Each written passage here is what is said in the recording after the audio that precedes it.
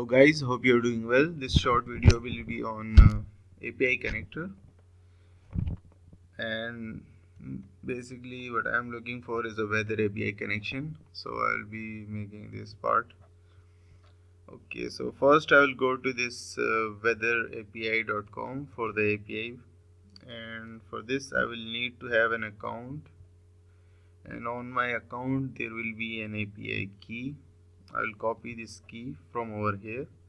Then I will go to this API Explorer part. After going to this API Explorer part, I will paste this key and show the responses over here. Okay, this will give me a URL that is basically the API. Okay, and to use this, I will need to know something like this documentation related to this whole weatherapi.com. So first I'll go to this documentation, and what I am looking for is this forecast part. So I will be changing this API based on this forecast. This will be current for now. Let me check that. And the queue part will be taking the location, everything like postcode, zip code, anything will work over here. The days will work for days, like days is equal to 5. This is all I will be using for now, so this is enough for me. I'll go back. Okay, this key I have copied, this is working, the response is working. I will go to bubble. Okay, so first for this I will need to add a plugin. In the plugin I will search for this API connector plugin and install it. After installing this plugin, I will add API call, name it weather API. After this, I will name it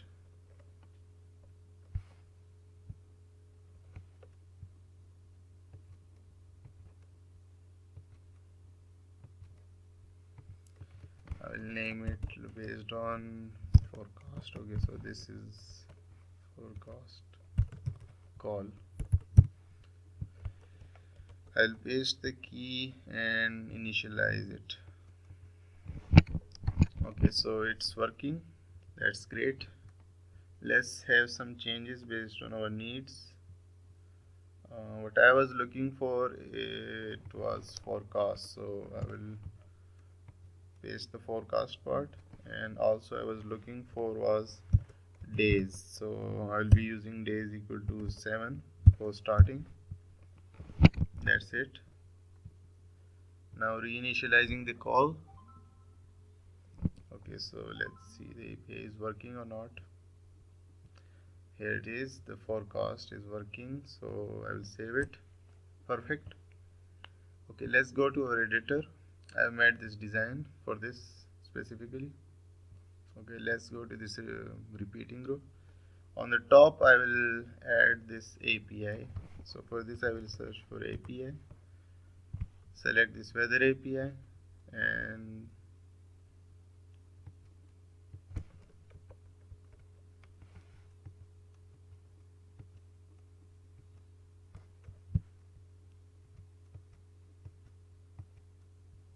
okay, this should take this tab automatically. I will reload it for now.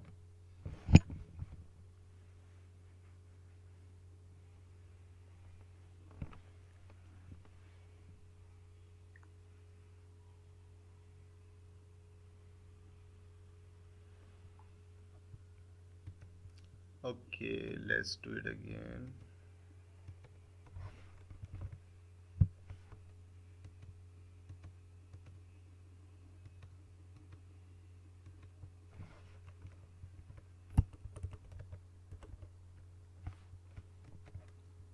Let's see what's the problem over here.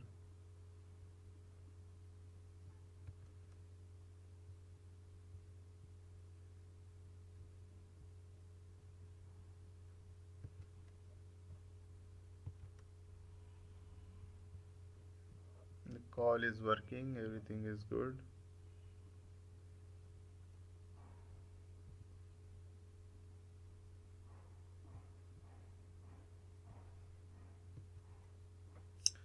Okay, got it. So I will be using this list that I am using for repeating row. So that will be forecast. So I've selected the forecast. Done here. The forecast, whether API is working, I will select this repeating row forecast. This has selected the type of content automatically. Okay. The second thing I will be doing is making changes to each of these based on what I need. So first of all, I will change this group. This will be current sales data, and the upper will be modified accordingly, automatically. Okay, this is good. And okay, I have done some basic designing. This will include like forecast for a daily basis of each day. So on the top I will add this date from the API, current date.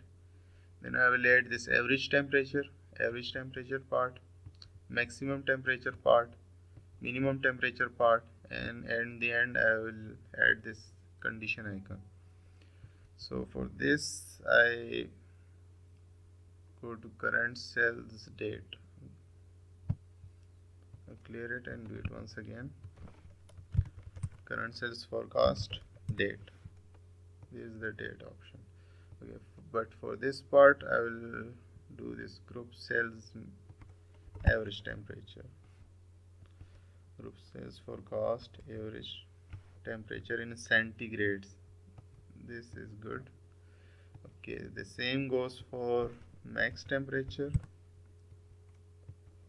and the same goes for min temperature. Okay, that's perfect. Now I will be adding this icon to this image uploader. This will show that what kind of condition it is in your area right now. So searching for icon, it will give me the icon. This is all the setup, and if I preview it, it will give me this API, all the data. Okay, so it is getting data based on the location there is already available, and everything is fine. But I will be changing it because I need the location of my current uh, address or where I am right now. So I'll change that accordingly, and also I will modify some more things because I need some dynamic kind of data. So for this I will go to this plugin again and make some changes.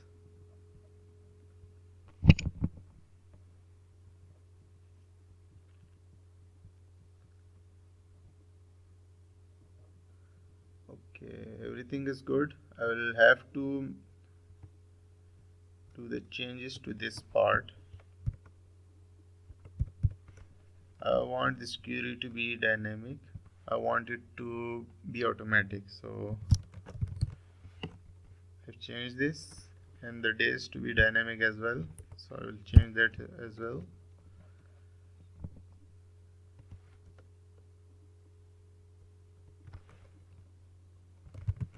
Okay, that's perfect. Okay, I will uncheck these two options because the app will not take these options if I have I haven't unchecked them. So I will uncheck them, and location will be London. Days will be 7 just for testing. I will reinitialize this call again. This is working perfect. Everything is good. Let's go back. Okay, let's select this repeating group. Click on this call, and here you can see this is London and 7. I will modify it to 20 just for testing, and make it the location part, make it geographic, current geographic position. It will work automatically. It doesn't need to be a city, state, anything will work over here. Zip code, city name, country name, anything will work. Okay, so I will leave it like this, then reload this page.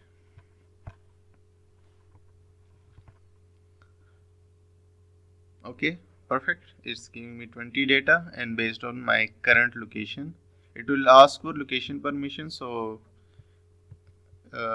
allow it this location permission, and it will start working fine. Everything will work. Thank you guys for watching this video. See you again in the next video. Till then, take care.